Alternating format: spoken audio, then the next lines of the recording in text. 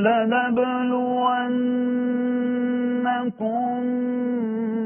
بِشَيْءٍ مِّنَ الْخَوْفِ وَالْجُوعِ وَنَقْصٍ مِّنَ الْأَمْوَالِ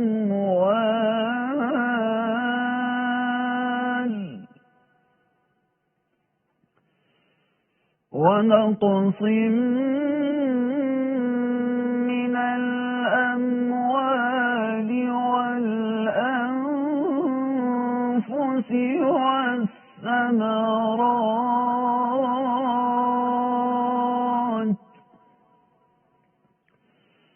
وَبَشِّرِ الصَّابِرِينَ الَّذِينَ إِذَا أَصَابَتْهُم مُّصِيبَةٌ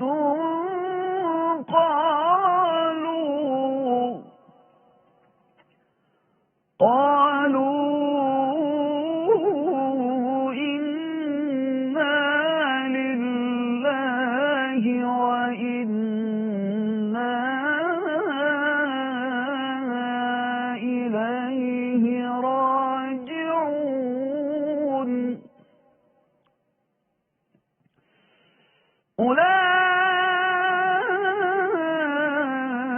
أولئك عليهم صلوات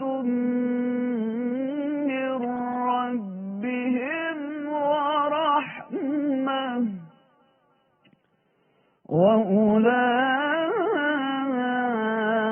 وأولئك هم المهتدون صدق اللہ العظیم۔ ارشاد باری تعالی ہے، اور ہم کسی قدر خوف اور بھوک اور مال اور جانوں اور میووں کے نقصان سے تمہاری آزمائش کریں گے، تو صبر کرنے والوں کو اللہ کی خوشنودی کی بشارت سنا دو۔ ان لوگوں پر جب کوئی مصیبت واقع ہوتی ہے تو کہتے ہیں کہ ہم خدا ہی کا مال ہیں اور اسی کی طرف لوٹ کر جانے والے ہیں۔ یہی لوگ ہیں جن پر ان کے پروردگار کی مہربانی اور رحمت ہے، اور یہی سیدھے رستے پر ہے۔ سچ کہا رب ذوالجلال نے جو بڑی عظمت والا ہے۔ وآخر دعوانا ان الحمدللہ رب العالمین۔ خواتین و حضرات، وزیر اعظم اسلامی جمہوریہ پاکستان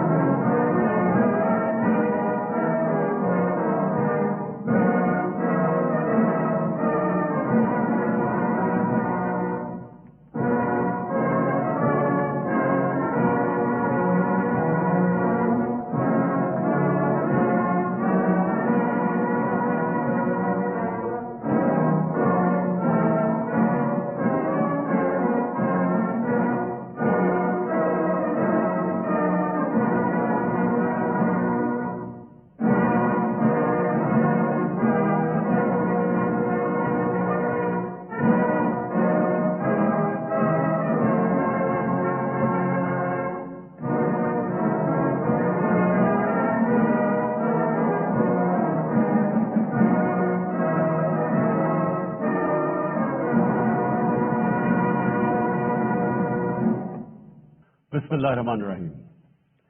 ایاک نعبد و ایاک نستعین۔ میرے پاکستانیوں، میں آپ کے سامنے آج حاضر اس لیے ہوا ہوں کہ دنیا میں بڑی تیزی سے صورتحال بدل رہی ہے اور اس کے پاکستان کے اوپر اثرات ہیں۔ لیکن سب سے پہلے میں شروع کرنا چاہتا ہوں پاکستان کی فارن پالیسی سے۔ میں نے 2 دورے کیے، ایک چائنا کا اور ابھی رشیا کا، روس کا۔ تو میں جو آج آپ کے سامنے سب سے پہلے بات واضح کرنا چاہتا ہوں وہ یہ کہ میرے ماں باپ ایک غلام ہندوستان میں پیدا ہوئے تھے، اور جب بھی میں بڑا ہو رہا تھا انہوں نے یہ احساس دلوایا کہ میں کتنا خوش قسمت ہوں کہ میں ایک آزاد ملک میں پیدا ہوں۔ اور جب سے میں نے سیاست شروع کی، بلکہ اس سے پہلے بھی، میری ہمیشہ یہ خواہش تھی کہ پاکستان کی جو فورن پالیسی ہو وہ آزاد ہو۔ اب آزاد فورن پالیسی کا کیا مطلب ہے؟ آزاد فورن پالیسی کا مطلب یہ ہوتا ہے کہ ایک قوم اپنے لوگوں کے فائدے کے لیے فورن پالیسی بنائے، وہ فورن پالیسی نہ بنے جو کسی اور کا فائدہ کرے اور اپنے ملک کو نقصان پہنچا دے۔ اور میں آپ کو اس غلط فورن پالیسی کی مثال دینا چاہتا ہوں کہ جو ہم نے امریکہ کے ساتھ اس کی وار آن ٹیرر میں جب حصہ لیا تو میں شروع سے کہتا گیا، میری پارلیمنٹ میں تقریریں ہیں کہ ہماری اس جنگ سے کوئی تعلق نہیں تھا، کوئی پاکستانی ملوث نہیں تھا 9/11 میں، ہمارا کوئی اس سے لینا دینا نہیں تھا۔ تو میں تب سے کہتا گیا کہ ہمیں اس میں شرکت نہیں کرنی چاہیے۔ ہم نے پہلے امریکہ کے ساتھ کی جنگ میں شرکت کی، سوویت یونین کے خلاف جب وہ افغانستان میں جہاد میں شرکت کی، اور پھر 10 سال کے بعد جب پھر شرکت کی 9/11 کے بعد امریکہ کے ساتھ اس کی جنگ میں، تو جب ہم تب شرکت کر رہے تھے کہ جہاد تھی کہ افغانستان میں کوئی فورن آکوپیشن ہوئی تو اس کے خلاف جہاد ہے، لیکن اب جب امریکہ افغانستان میں آ گیا تو اس کے خلاف دہشت گردی تھی۔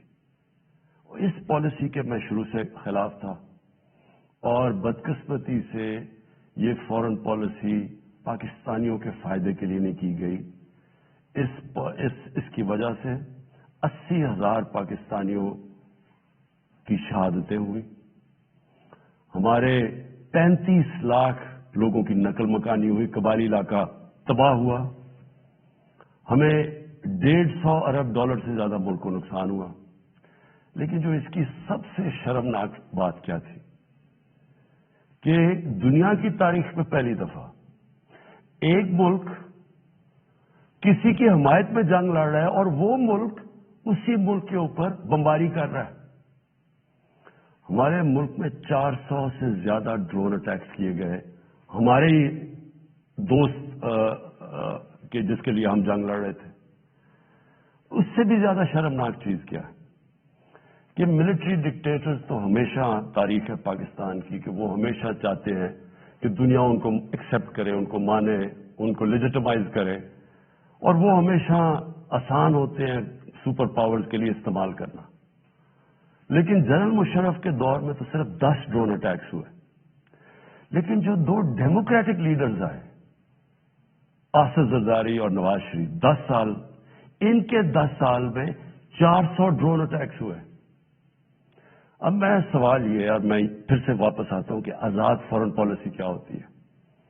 آزاد فورن پالیسی تو یہ ہونی چاہیے تھی کہ یہ 2 ڈیموکریٹک لیڈرز کو امریکہ کو کہنا چاہیے تھا کہ ہمارے جب آپ بمباری کر رہے ہیں، ہمارے لوگ مار رہے ہیں، اس میں عورتیں بچے مار رہے ہیں، بے قصور لوگ مار رہے ہیں، تو کیا 2 ڈیموکریٹک لیڈرز کو سٹینڈ نہیں لینا چاہیے تھا اس کے اوپر؟ ایک سٹیٹمنٹ نہیں دی دونوں نے، بلکہ آصف زرداری نے اس کو ایک باب وڈورڈ جو بہت بڑا صحافی ہے امریکہ کا، وہ اپنی کتاب میں لکھتا ہے کہ اس نے، آصف زرداری نے امریکہ کے آرمی چیف کو کہا کہ کولیٹرل ڈیمیج سے مجھے کوئی فرق نہیں پڑتا، جو ڈرون اٹیک سے جو بے قصور لوگ مرتے ہیں۔ اور یہ کیوں ہے؟ میں صرف آپ کو اس لیے یہ شروع میں بات فورن پالیسی کی، یہ اس لیے ہے کہ جب ملک کے سربراہوں کے پیسے اور جائیداد ملک سے باہر پڑی ہوتی ہے، جب ان کے اربوں ڈالرز کی پراپرٹی اور بینک بیلنسز آف شور اکاؤنٹس ہوتے ہیں، وہ کبھی اس ملک کی بہتری کے لیے فائدہ نہیں کرتے، وہ اپنے پیسے بچانے کے لیے کرتے ہیں۔ اور آج روس کے جو بڑے بڑے بزنس مین، جن کو اولیگارکس کہتے ہیں، جن کے پیسے پڑے ہوئے ہیں لندن اور جن کی پراپرٹیز ہیں وہاں، آج جب سے یہ جنگ شروع ہوئی ہے انہوں نے سب فریز کرنے شروع کر دیے، ضبط کرنے شروع کر دیے جو ان کے پیسے پڑے ہوئے ہیں، ان کے بزنس مین کے پیسے پڑے ہوئے ہیں، مغربی بینکس میں اور مغربی کیپٹلز میں. تو اس لیے ہمارے ملک کی پالیسی آزاد ہو ہی نہیں سکتی. اور میں اپنی قوم کو آج کہنا چاہتا ہوں، آپ جب ووٹ ڈالیں تو یہ سمجھ جائیں کہ اگر اس ملک میں آپ آزاد فارن پالیسی چاہتے ہیں تو کبھی اس پارٹی کو ووٹ نہ ڈالیں جن کے سربراہ کے پیسے اور دولت اور جائیدادیں ملک سے باہر پڑی ہیں. وہ کبھی آزاد فارن پالیسی نہیں بنائیں گے. میں نے جتنے بھی دورے کیے 2 چین کے بڑے امپورٹنٹ دورے تھے. اللہ کا کرم ہے کہ ہمارے ملک کو بھی عزت ملی اور پاکستان کے لیے انشاءاللہ وقت ثابت کرے گا. بڑے زبردست ہم نے دونوں جگہ بات چیت کی، خاص طور پہ چین پہ. جو کیوں روس میں ہم نے جانا تھا؟ اس لیے ہم نے جانا تھا کہ ہم نے 20 لاکھ ٹن گندم امپورٹ کر دی ہے روس سے. اور دوسری چیز، جو روس ایک ایسا ملک ہے جس میں میرے خیال میں دنیا کی 30% گیس ہے. تو آگے جس طرح پاکستان کی گیس کم ہو رہی ہے، ہم نے انشاءاللہ ان سے ہم نے جو معاہدے کیے ہیں کہ ان سے ہم گیس امپورٹ کریں گے. اور چین کے سامنے ابھی تھوڑی دیر کے بعد انشاءاللہ اس قوم کے سامنے آ جائے گا کہ جس طرح کے چین کے ساتھ ہمارے معاہدے ہوئے ہیں، اور خاص طور پہ سی پیک کا جو دوسرا فیز ہے. اب دوسری بات صرف میں نے مختصر کرنی تھی. اس سے پہلے میں جو ملک کے مسائل کے ہم نے حل سوچے، میں نے اور میری ٹیم نے، وہ آپ کے سامنے رکھوں گا. لیکن دوسری چیز ایک متنازع ایشو بنا ہوا ہے. اس کے اوپر تھوڑا شور مچا ہوا ہے کہ جی آزادی صحافت کے اوپر پابندی لگائی جا رہی ہے اور لوگوں کے منہ بند کیے جا رہے ہیں. میں پہلے آپ کو ایک چیز واضح کر دوں. ٹیکا لا آپ سب کو یہ بتا دوں کہ یہ 2016 میں بنا تھا. اس پہ صرف ہم ترمیم کر رہے ہیں. جو سربراہ ملک کا جس نے کرپشن نہیں کی، جو ملک کا سربراہ ملک کے قانون نہیں توڑتا، اس کو کبھی آزاد صحافت سے، میڈیا سے کوئی خطرہ نہیں ہے. آج آپ اٹھا کے دیکھ لیں پاکستان کے اخبار، میڈیا دیکھ لیں، تقریباً 70% خبریں ہمارے خلاف ہیں. ہمیں ان سے کوئی فرق نہیں پڑتا. لیکن یہ قانون کسی وجہ سے لے کے آئے ہیں. اس کی وجہ یہ ہے کہ پاکستان میں سوشل میڈیا کے اوپر اس طرح کا گند آ رہا ہے، اس طرح کی چیزیں آ رہی ہیں، چائلڈ پورنوگرافی آ رہی ہے. یعنی جو ہمارے اسلامک ویلیوز کی خلاف ورزی، ہمارے چھوڑے دنیا میں کسی بھی مہذب معاشرے میں اس طرح کی چیزیں نہیں آتی جو ہمارے سوشل میڈیا پہ آ رہی ہیں. میرے پاس ریکارڈ ہے اس وقت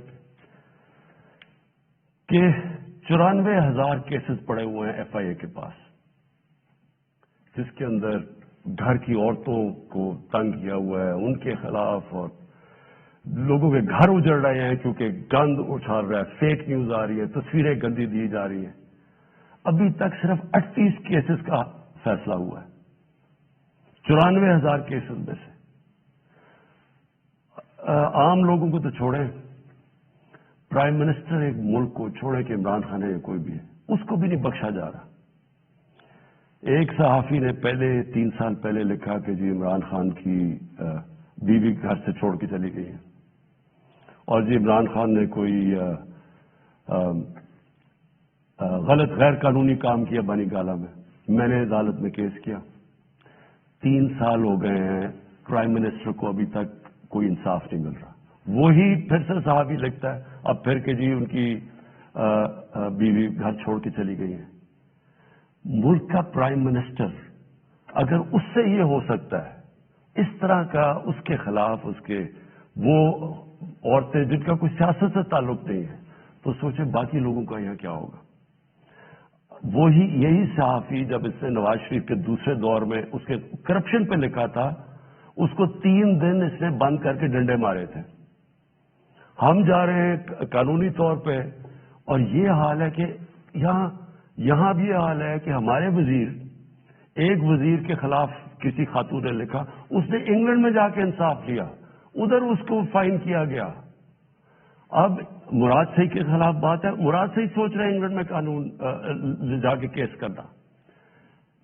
شوکت خانم کے اوپر ایک میڈیا ہاؤس جنگ گروپ انہوں نے شوکت خانم کے اوپر لکھا کہ شوکت خانم کا جو پیسہ ہے وہ تحریک انصاف کو جا رہا ہے. اتنی بھی زحمت نہیں کی کہ کم از کم شوکت خانم سے پوچھ تو لیتے ہیں, ان کا ورژن تو لے لیتے ہیں کہ کیسے چیک جو شوکت خانم ہے وہ تحریک انصاف کے اوپر جا رہا ہے. اب شوکت خانم پہلے ہی ایک نون لیگ نے حنیف عباسی نے شوکت خانم کے اوپر اسی طرح کہا تھا کہ پیسہ چوری ہو رہا ہے. وہ کیس 10 سال ہو گئے ہیں, وہ لوور کورٹ سے جیت چکی ہے شوکت خانم, 10 سال کے بعد بھی انصاف نہیں. تو اب شوکت خانم انگلینڈ میں جدھر رجسٹرڈ چیریٹی ہے اور امریکہ میں ادھر کیس کرنے جا رہی ہے اسی جنگ گروپ کے اوپر. تو کہنے کا میرا مقصد یہ ہے کہ یہ تو دنیا میں کہیں بھی نہیں ہوتا.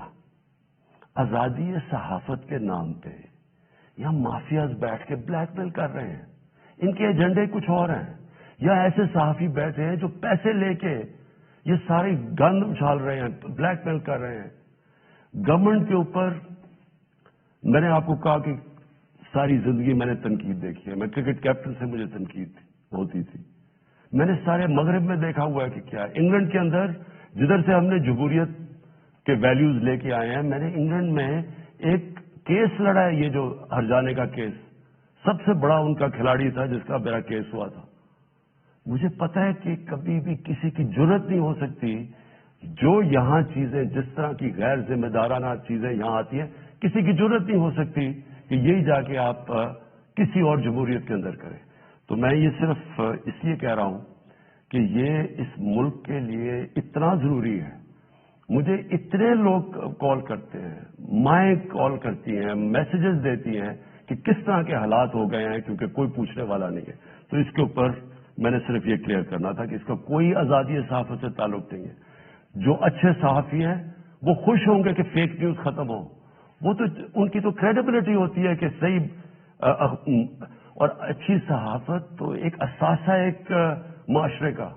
ان کی جو تنقید ہوتی ہے وہ ہمارے پرائم منسٹر وزیروں کو آگاہ رکھتی ہے کہ ہم نے کیا کرنا ہے, ہم کیا غلطیاں کر رہے ہیں. لیکن یہ بلیک میل کرنا, گند اچھالنا, گھر کی عورتوں کو اس طرح کی چیزیں کہنی, پرائم منسٹر, ملک کا پرائم منسٹر, اب یہ 3 مین اخبار ہیں یہاں. میں نامنیٹ کرتا ہوں آزاد کشمیر کا پرائم منسٹر جب ہماری پارٹی الیکشن جیتتی ہے. 3 مین اخباروں کے فرنٹ پیج پہ آتا ہے کہ جی وہ جادو ٹونے سے یا پتہ نہیں ستارے دیکھ کے اس کو آزاد کشمیر کے پرائم منسٹر کو سلیکٹ کیا گیا. یہی چیز کہیں بھی انگلینڈ اور مغرب کے اخباروں میں کرتی ہے. میں آپ کو یقین دلاتا ہوں کہ ان کے اوپر اتنا بڑا ہرجانہ ہونا تھا کہ ان کی شاید اخبار ہی بند ہو جاتے.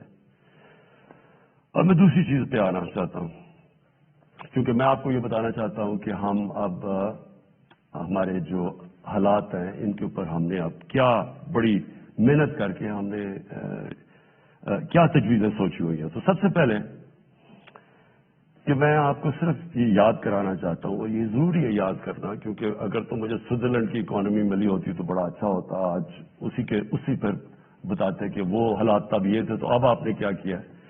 تو جب ہمیں اکانومی ملی تھی 2018 میں, جو سب سے بڑا پاکستان کی تاریخ کا خسارہ تھا, اندرونی بھی فسکل ڈیفیسٹ بھی اور بیرونی جس کو کرنٹ اکاؤنٹ ڈیفیسٹ کہتے ہیں, پاکستان کی تاریخ میں سب سے بڑا ڈیفیسٹ تھا. ہمارے جو فورن ایکسچینج ریزرو تھے وہ مشکل سے 3 ہفتے کی بھی ایکسپورٹس کے لیے امپورٹس کے لیے کافی نہیں تھے. ہماری کئی باہر کی لائبلٹیز جو تھی ہم پیسے نہیں دے سکتے تھے. وہ پاکستان ملا تھا. اور اس کے بعد اتنے مشکل وقت سے نکلتے ہوئے اس کے بعد ہم کرونا آ گیا. اب کرونا کا میں صرف آپ کو یہ بتا دوں کہ یہ 100 سال میں ایک دفعہ اتنا بڑا کرائسس آتا ہے جو کرونا آیا. دنیا میں آپ دیکھ لیں کہ حالات کیا ہوئے. اچھی بھلی اکانومیز اجڑ گئی. برطانیہ, ہندوستان جو بڑی تیزی سے آگے جا رہا تھا اس کی مائنسز میں گروتھ ریٹ چلی گئی. تو اس پہلے ہی مشکل حالات تھے. ہماری جو گروتھ ریٹ تھی وہ 0.2% بھی نہیں تھی. تو پہلے ہی برے حالات تھے, اوپر سے کرونا آ گیا. تو اس کرونا کے وبا سے جس طرح پاکستان نے ڈیل کیا اور کرتا آیا وہ میں ابھی بعد میں بتاؤں گا. لیکن اس کے بعد 2 اور چیزیں ہو گئیں.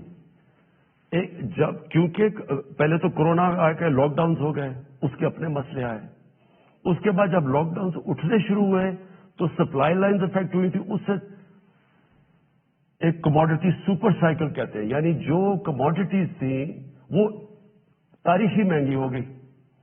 اس سے کیا ہوا کہ دنیا کے اندر مہنگائی آ گئی، انفلیشن آ گئی. تو میں صرف آپ کے سامنے رکھنا چاہتا ہوں کہ اب میں صرف اس لیے بتا رہا ہوں کہ ہم کوئی دنیا سے علیحدہ تو نہیں ہے نا. کئی چیزیں ہیں جن کو ہم امپورٹ کرتے ہیں، تیل ہے، گھی ہے 70% امپورٹ کرتے ہیں، دالیں امپورٹ کرتے ہیں 70%. یہ ساری جتنی چیزیں تھیں، اور بجلی جو ہماری ہے وہ اگر آپ 60% جو بجلی ہے وہ امپورٹڈ فیول سے بنتی ہے، یعنی یا کوئلے پہ یا گیس پہ اور یا پھر تیل پہ، تو سب مہنگی ہو گئی. لیکن میں پہلے آپ کو بتانا چاہتا ہوں کہ جو ہمارے سے بڑے مضبوط ملک تھے ان کے کیا حالات ہوئے. سب سے پہلے امریکہ کی سب سے تکڑی اکانومی سمجھی جاتی ہے. 40 سال میں سب سے زیادہ مہنگائی امریکہ میں ہوئی، 5 گنا زیادہ وہاں مہنگائی ہوئی. یعنی امریکہ کے اندر 1.5% سے زیادہ چیزیں مہنگی نہیں ہوتی. یہ 10 سال تک اتنی رہتی ہے مہنگائی، 1.5%. وہاں مہنگائی پہنچ گئی 7.5% پہ. اس کے بعد کینیڈا، جو بڑا یہاں سے کتنا پیسہ خرچ کر کے لوگ کینیڈا جاتے ہیں اور کینیڈا کے شہری بنتے ہیں، 30 سال میں سب سے زیادہ مہنگائی کینیڈا میں آئی. اس کے بعد برطانیہ 30 سال میں 1992 کے بعد سب سے زیادہ مہنگائی وہاں آئی. ترکی میں 20 سال میں سب سے زیادہ مہنگائی آئی. اور میں صرف کیونکہ ہمیں سب سے زیادہ شور مچایا جاتا ہے کہ جی بڑی مہنگائی آ گئی، ہمیں گورنمنٹ کو ہٹا دو کیونکہ اتنی مہنگائی آ گئی. اب یہ میں نے جو آپ کے سامنے یہ فگرز رکھا ہوں، یہ ذرا آپ کیونکہ سارے آپ چیک کر سکتے ہیں. آپ تو بڑا یہ زمانہ بدل گیا ہے، موبائل فون آپ کی جیب میں ہے، گوگل کریں کہ میں ٹھیک کہہ رہا ہوں یا نہیں کہہ رہا تو آپ کو پتا چل جائے گا. اب ذرا یہ سنیں، پیپلز پارٹی کی پہلے دور میں 71 سے لے کے 77 تک 13.9% اوسط مہنگائی ہوئی اس دور. پیپلز پارٹی کے دوسرے دور میں 88 سے لے کے 2 سال ان کی حکومت چلی، 8.3% مہنگائی ہوئی. پھر ان کے پیپلز پارٹی کے تیسرے دور میں 94 سے لے کے 96 تک 11.6% مہنگائی ہوئی. پھر ان کے 2008 سے 2012 کے دور تک 13.6% مہنگائی ہوئی. اب یہ ساری نوٹ کر لیں فگر کہ ان کے 4 دور میں کتنی مہنگائی ہوئی. کہ صرف ایک دور میں، دوسرے دور میں 8.3 ہوئی تھی، باقی ساری 10% سے زیادہ مہنگائی ہوئی. نون لیگ پہلا دور 90 سے لے کے 93 تک 10.08% مہنگائی ہوئی. دوسرے دور میں 97 سے لے کے 99 تک 7.2% مہنگائی ہوئی. اور ان کا جو تیسرا دور تھا جس میں یہ بتا دوں کہ سب سے کم تیل کی قیمتیں تھیں ان کے دور میں، تو ان کے 5% مہنگائی ہوئی. اور تحریک انصاف جس نے جو اٹھتا ہے کہ جی مہنگائی میں مر گئے، تحریک انصاف کی مہنگائی ہوئی 8 ہمارے جو ابھی تک 3.5 سال میں 8.5%. تو پہلے تو یہ ذرا واضح ہو جائے آپ کو کہ مہنگائی کتنی ہے ان کے مقابلے میں، کیونکہ وہ بڑا شور مچا ہوا جی گورنمنٹ گرا دو، جلدی سے گرا دو، کیونکہ لوگ پہ اس کا مہنگائی پہلے ہاں ہے مہنگائی، اور میں اس کے اوپر ابھی بات میں آنے لگا ہوں. لیکن ہم اس وقت مہنگائی آئی ہوئی ہے جو دنیا کے اندر مہنگائی کا سائیکل آیا ہوا ہے. اچھا جی، پھر تحریک انصاف دوسری چیز کہتے ہیں جی بڑی ہماری نااہل حکومت ہے. تو میں صرف اب آپ کو صرف جو انٹرنیشنلی مانا گیا کہ تحریک انصاف نے کس طرح یہ سارے چیزوں کا مقابلہ کیا، اب میں صرف انٹرنیشنل اکنالجمنٹ بتا رہا ہوں کہ دنیا نے تحریک انصاف جو اس وبا میں جو 100 سال میں ایک دفعہ اتنا بڑا بحران آتا ہے، تو دنیا کیا کہتی ہے. سب سے پہلے اکانومسٹ میگزین جو دنیا میں ساری دنیا کی اکانومیز کا جائزہ لیتی ہے، وہ کہتی ہے کہ 3 سالوں کے اندر جو یہ کورونا کا دور ہے، جو ملک ٹاپ 3 میں، جو ٹاپ 3 میں 190 ملکوں میں جو سب سے اوپر، جس نے سب سے بہتر طریقے سے اپنی معیشت بھی بچائی اور اپنے لوگوں کو بچایا، ان 3 میں پاکستان ہے۔ ورلڈ بینک نے تعریف کی، ورلڈ اکنامک فورم نے تعریف کی، ورلڈ ہیلتھ آرگنائزیشن نے خود مثال دی پاکستان کی کہ جس طرح انہوں نے اس چیلنج کا مقابلہ کیا۔ تو اگر اتنا نااہل ہوتا ملک، تو دنیا کے اندر جدھر ساری دنیا کی بڑی بڑی اکانومیز، ہمارے سے بہتر سسٹمز جن ملکوں کے تھے، اگر وہاں اتنی تباہی آئی ہے اور پاکستان اس سے نکلا ہے۔ بل گیٹس جب ابھی مجھے ملنے آئے تو انہوں نے خاص پوچھا کہ کیا آپ نے قدم اٹھائے تھے کہ آپ اتنے بڑے چیلنج سے آپ اتنی بہتر نکلے۔ وہ باقاعدہ NCOC جدھر سے ہمارا سارا یہ کنٹرول ہم کرتے تھے، باقاعدہ وہاں گئے، انہوں نے تعریفیں کی اور پھر یہ بھی تعریف کی کہ ایک طرف ہم کورونا سے لڑ رہے تھے اور دوسری طرف اب پچھلے سارے سال میں کوئی پاکستان میں پولیو کا کیس نہیں ہوا۔ تو یہ اگر حکومت اتنی نااہل تھی، پھر اس کے بعد جو ہمارا احساس پروگرام ہے، احساس پروگرام کو ورلڈ بینک نے دنیا کے 4 ٹاپ پروگرامز کے اندر کہا گیا کہ جو سب سے بہترین احساس پروگرام تھا اس مشکل وقت میں، جنہوں نے لوگوں کے لیے آسانیاں پیدا کری، وہ تھا۔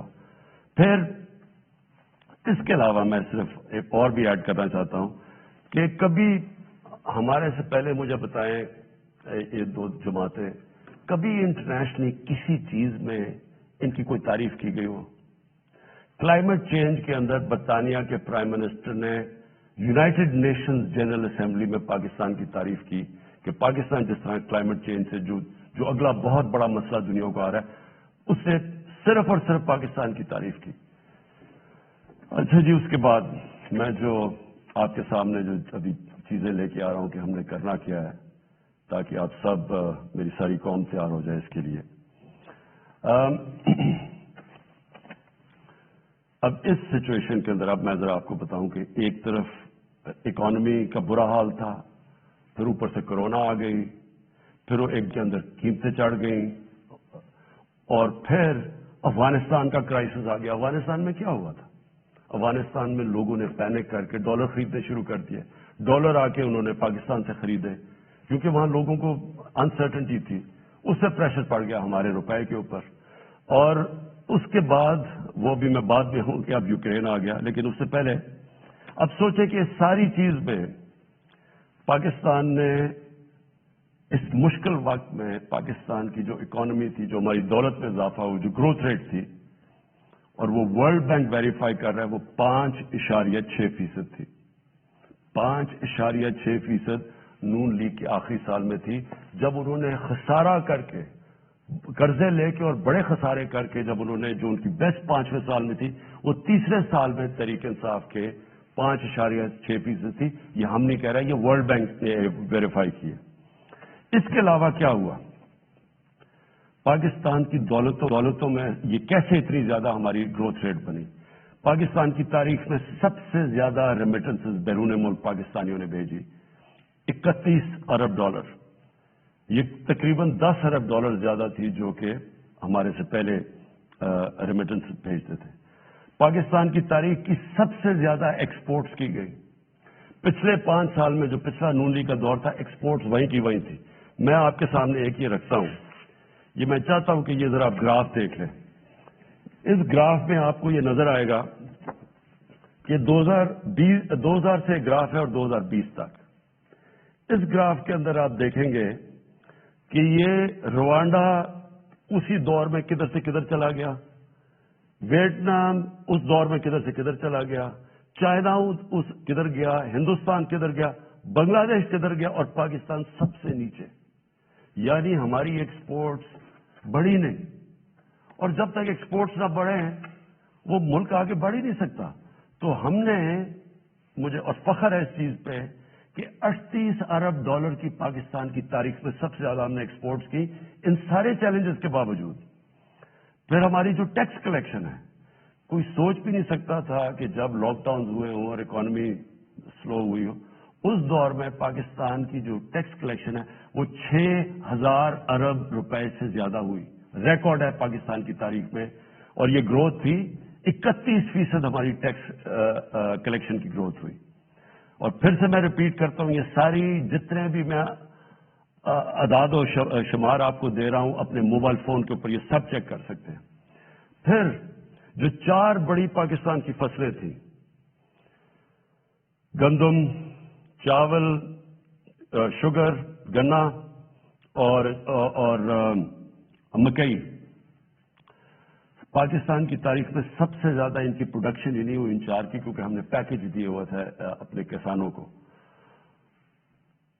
قیمت بھی سب سے زیادہ ملی. تو صرف کسانوں کے پاس پہلی دفعہ 1100 ارب روپیہ اضافی پیسہ گیا کسانوں کے پاس. اور یہ اس سے کیا ہوا؟ کسانوں کے پاس جب پیسہ زیادہ گیا، ہم نے پہلے یہ شوگر ملز والے ان کو پیسے ٹائم پہ نہیں دیتے تھے، ان کی کٹوتی کر دیتے تھے، ان کو پیسے کم ملتے تھے، لائنیں لگی ہوتی تھی ان کی، یعنی شوگر اس کے بعد کسانوں کی. کیونکہ ہم نے قانون پاس کیے اور ہم نے ان کو صحیح پیسہ دلوایا، ان کو قیمت ملی، ٹائم پہ ملی، انہوں نے اپنی پیسہ لگایا زمین پہ. اس کی وجہ سے یہ پاکستان کی تاریخ میں اور بھی ہم نے قدم اٹھائے.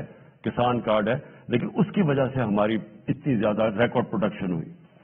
پھر ہماری جو لارج اسکیل مینوفیکچرنگ انڈسٹری تھی ان کو ہم نے انسینٹیو دیے، 7.4% ادھر ہوئی. ہماری جو ٹاپ پاکستان کی 100 کمپنیز تھیں انہوں نے 930 ارب روپے کا پروفٹ جو ریکارڈ کمایا. اس سے کبھی اتنا زیادہ پروفٹ انہوں نے کمایا.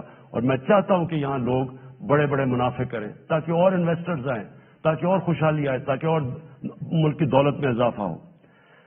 پاکستان کا جو پرائیویٹ سیکٹر ہے اس کی کریڈٹ، یعنی ان کو جو قرضے لیے ہیں وہ پاکستان کی تاریخ میں سب سے زیادہ لیے، 1400 ارب روپیہ.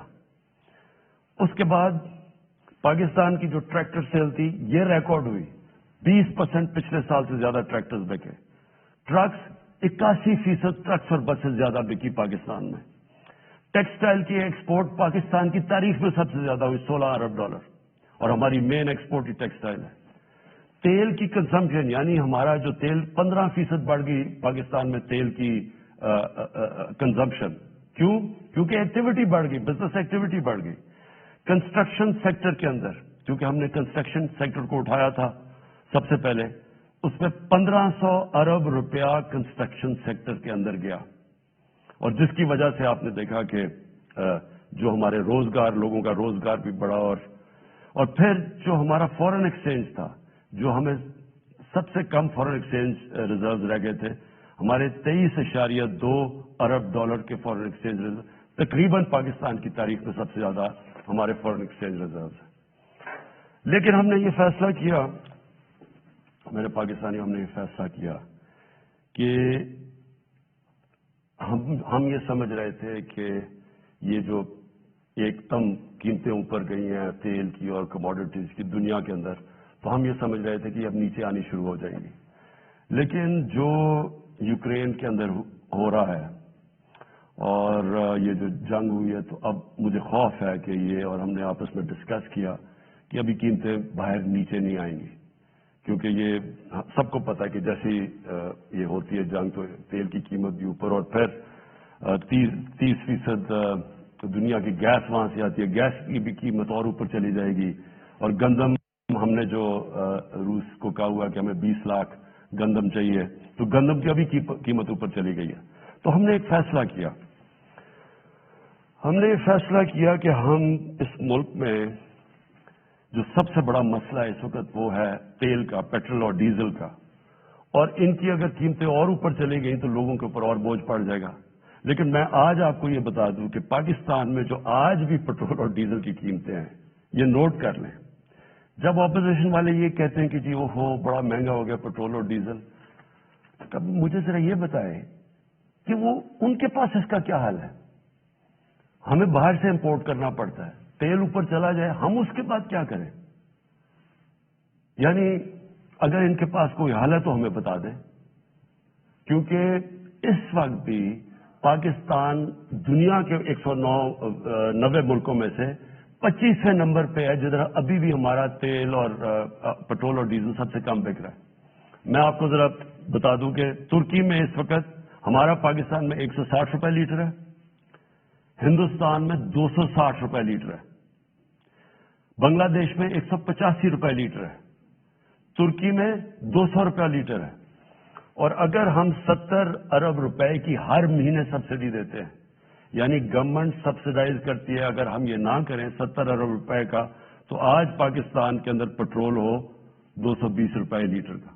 मेरे पास ओगरा की समरी आई, उन्होंने कहा कि 10 रुपए ज्यादा आपको 1 लीटर पेट्रोल और डीजल बढ़ाना पड़ेगा, क्योंकि दुनिया में तेल महंगा हो चुका है। तो मैं आज आपके सामने बड़ी खुशखबरी सुनाना चाहता हूं कि बजाय 10 रुपए बढ़ाने के हमने फैसला किया है कि 10 रुपए पेट्रोल और डीजल को आज हम कम कर रहे हैं। अब फिर से मैं आपको बताऊं कि बिजली 60% इंपोर्टेड फ्यूल से बनती है, जो मैं आपको पहले बता चुका हूं। जैसी बाहर गंगी होती है, कोयला महंगा होता है, तेल महंगा होता है, तो यहां हमारा जिसको कहते हैं फ्यूल एडजस्टमेंट चार्ज वो बन जाता है, हमारी भी चीजें ऊपर चली जाती है। हमने ये भी फैसला किया है कि हम अपने लोगों को अब इससे बचाएंगे। अगर डैम्स बना लेते पहले तो पाकिस्तान को तो बड़ी सस्ती बिजली मिलती थी, क्योंकि पानी से जो बिजली बनानी है वो हमारे लिए, हमें तो कोई फर्क ही नहीं पड़ता कि बाहर महंगाई हो या ना हो। लेकिन कोई डैम्स नहीं बनाई, 50 सालों में पाकिस्तान में कोई डैम्स नहीं बनी।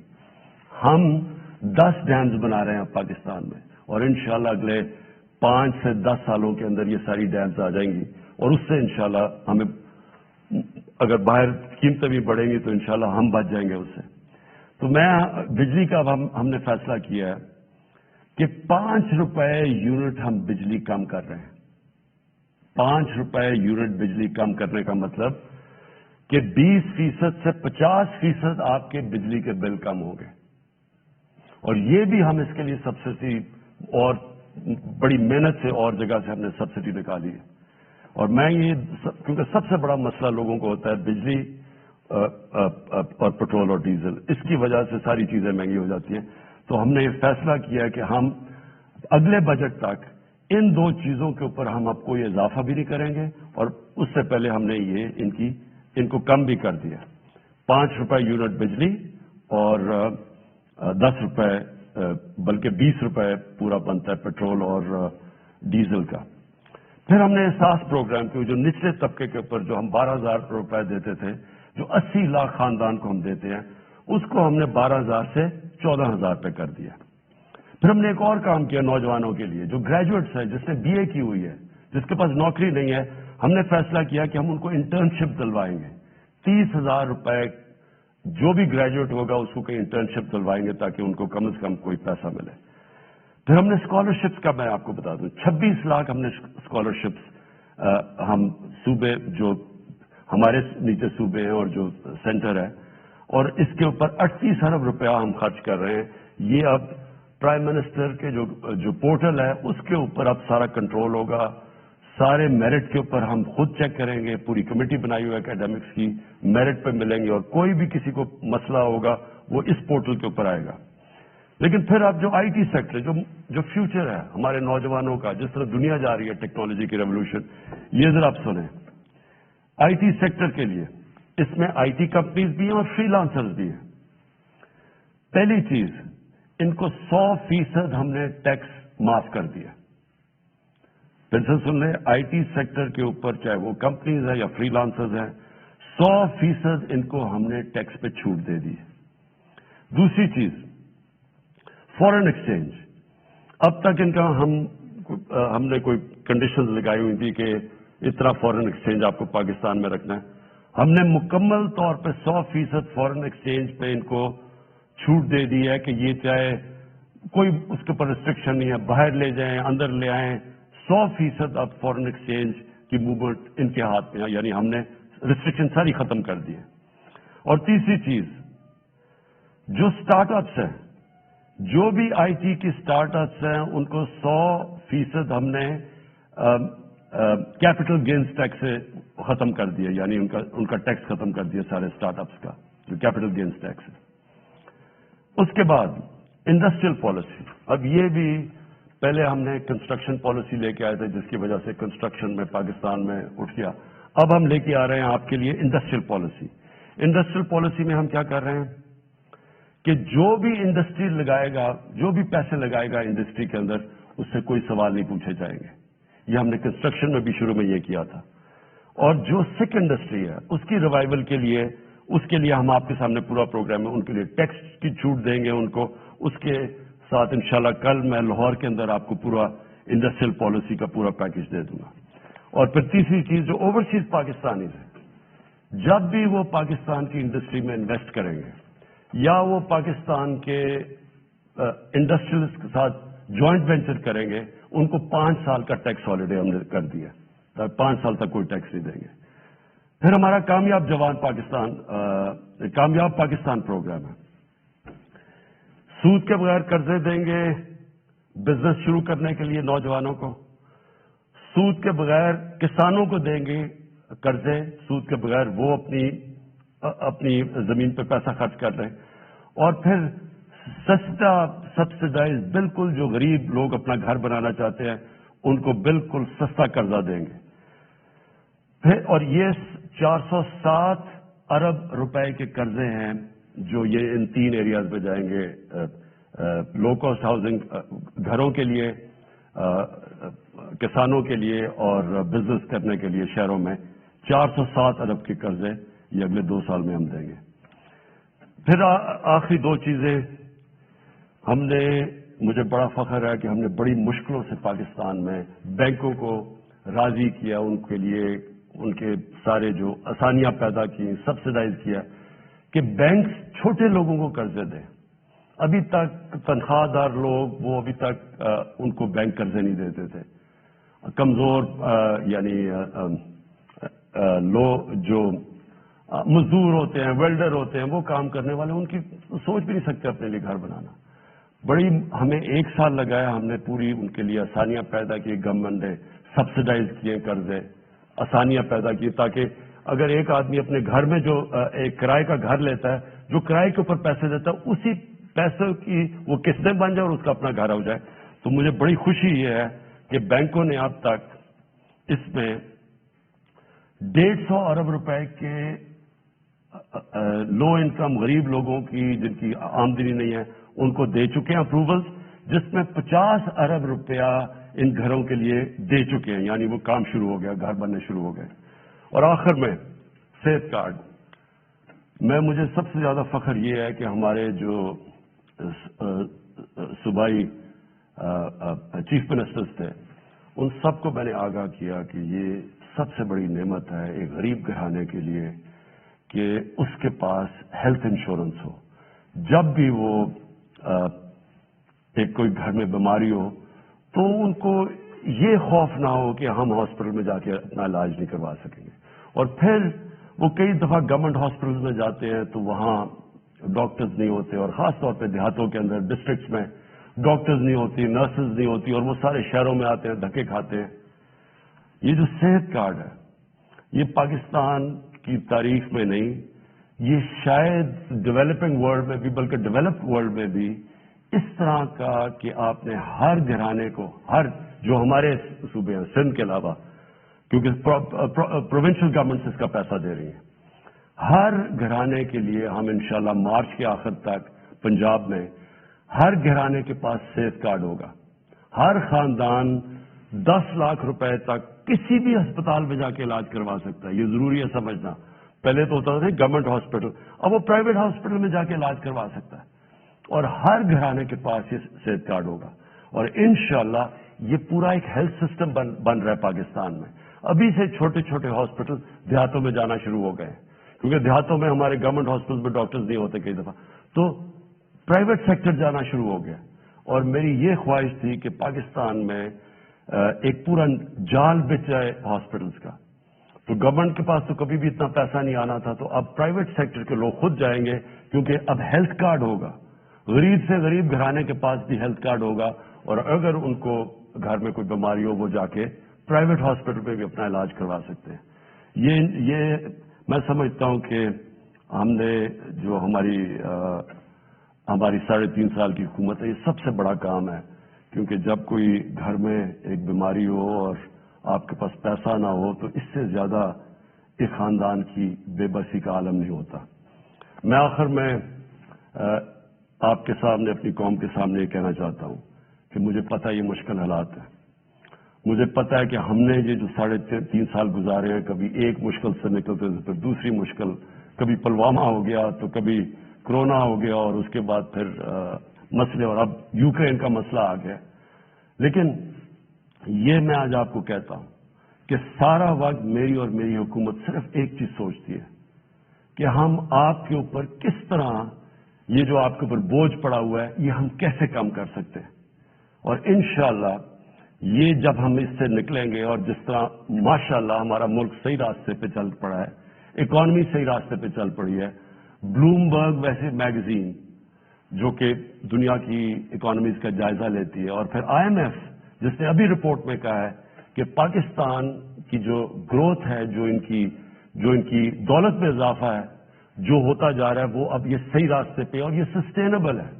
ये बहुत बड़ी चीज है कि एक मुश्किल वक्त से निकल के आज पाकिस्तान सही रास्ते पर निकल चुका है।